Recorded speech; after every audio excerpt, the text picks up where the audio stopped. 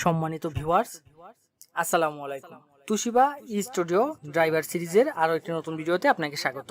আজকের ভিডিওর মাধ্যমে আমরা দেখাবো হচ্ছে তুশিবা স্টুডিও 3555C এর প্রিন্টার এবং স্ক্যানার ড্রাইভারটি কিভাবে খুব সহজে ডাউনলোড করতে পারবেন এবং আপনার কম্পিউটার বা ল্যাপটপে কিভাবে সেট আপ করবেন।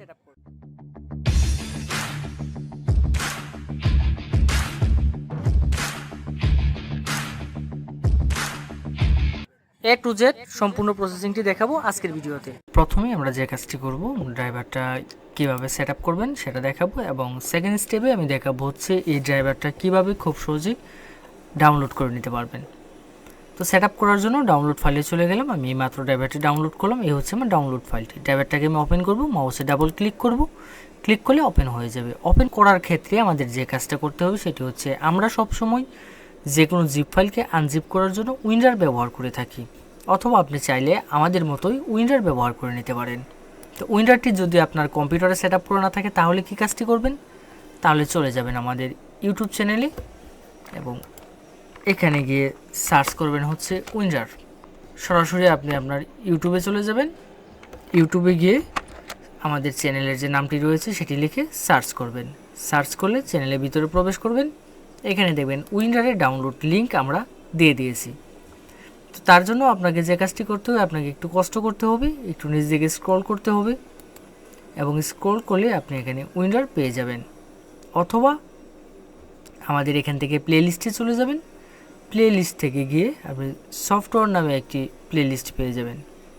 সেই সফটওয়্যারের যে প্লে লিস্টটি রয়েছে সেখানে ক্লিক করবেন।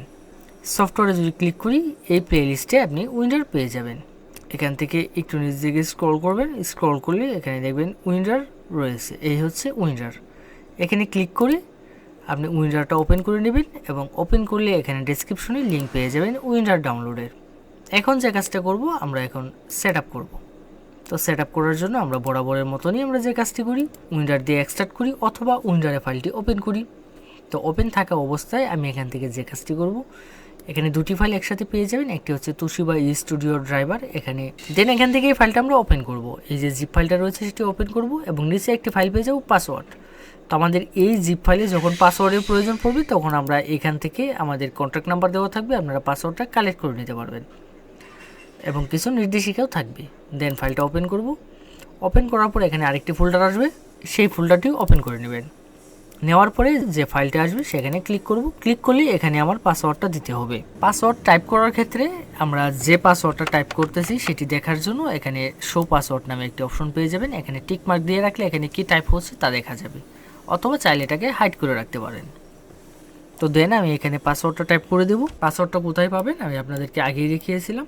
তো দেন এখানে পাসওয়ার্ডটা টাইপ করার পরে এখানে ওকেতে ক্লিক করব। কিছুক্ষণ অপেক্ষা করতে হবে, কিছুক্ষণের মধ্যেই তারপর একটি অ্যালার্ট চলে আসবে। এখান থেকে ইয়েসে ক্লিক করে দেব।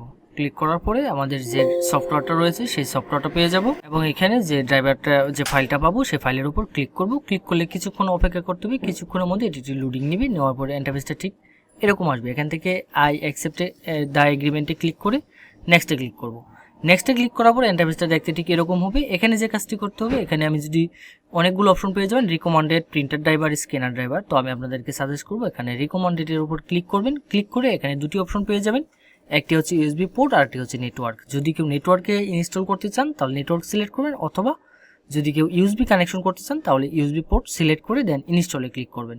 ইউএসবি পোর্ট সিলেক্ট করার পরে এখানে যে কাজটি করতে হবে, ফটোকপি মেশিনের সাথে অবশ্যই কম্পিউটারে সংযোগ করতে হবে। ইউএসবি কানেকশনটি করে নেবেন। কানেকশনটি অবশ্যই সরাসরি কম্পিউটারের সাথে কানেক্ট করবেন, কোনো প্রকার ইউএসবি হাব ব্যবহার করবেন না। দেন নেক্সটে ক্লিক করব। ক্লিক করে এখানে কিছুক্ষণ অপেক্ষা করতে হবে। কিছুক্ষণের মধ্যেই দেখবেন অটোমেটিকলি প্রিন্টার ড্রাইভারটি ইনস্টল হয়ে যাবে এবং এখানে ফিনিশ নামে একটি অপশন চলে আসবে। দেন ফিনিশে ক্লিক করে দেব। ক্লিক করলে ব্যাস আমাদের ইনস্টল কমপ্লিট হয়ে গেল। এখন আমি আপনাদেরকে দেখাবো হচ্ছে কীভাবে ড্রাইভারটি কোথা থেকে ডাউনলোড করে নিতে পারবেন। তো ডাউনলোড করার জন্য যে কোনো একটি ব্রাউজার ওপেন করে নেবেন। আমি আমার মোবাইলে গুগল ক্রোম ব্রাউজারটি ওপেন করে নিলাম। এখানে সার্চ বারে চলে যাবেন। সার্চ বারে গিয়ে সার্চ করবেন হচ্ছে softwareshopbd.com। অবশ্য আমি ভিডিওর ডেসক্রিপশনে ওয়েবসাইটের লিঙ্কটি দিয়ে দেব। এখানে যাওয়ার পরে আপনার ইন্টারফেসটা ঠিক এরকম আসবে এবং এখানে একটি সার্চ বার পেয়ে যাবেন এবং যারা মোবাইলে ভিজিট করবেন তারা একদম নিচ দিকে স্ক্রল করবেন, সবার নিচে সার্চ বার পেয়ে যাবেন। সার্চ বারে গিয়ে জাস্ট কাঙ্ক্ষিত মডেলটি সার্চ করবেন। সার্চ করার পরে ইন্টারফেসটা ঠিক এরকম আসবে। এখান থেকে যে কাজটি করতে হবে, আমার যে মডেলটি প্রয়োজন অর্থাৎ সেই মডেলটি দেখে নেব একবার। দেওয়ার পরে এখানে রেড মুন নামে একটি অপশন পেয়ে যাবেন, রেড মুনে ক্লিক করবেন। ক্লিক করলে পরবর্তী ইন্টারফেসে নিয়ে যাবে এবং এখানে সকল নির্দেশিকা দেওয়া থাকবে কিভাবে ডাউনলোড করবেন এবং কিভাবে সফটওয়্যারটি কাজ করবে। দেন এখানে ডাউনলোডের জন্য দুটি লিঙ্ক পেয়ে যাবেন, ডাউনলোড হেয়ার এবং ডাউনলোড লিঙ্ক, যে কোনো একটিতে ক্লিক করে ডাউনলোড করে নেব।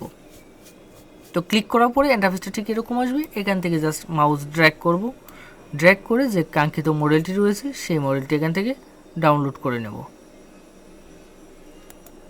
দেন রাইট বাটনে ক্লিক করব, ক্লিক করে ডাউনলোড করুনে ক্লিক করব। ডাউনলোডে ক্লিক করলে কিছুক্ষণের মধ্যেই ডাউনলোড হয়ে যাবে।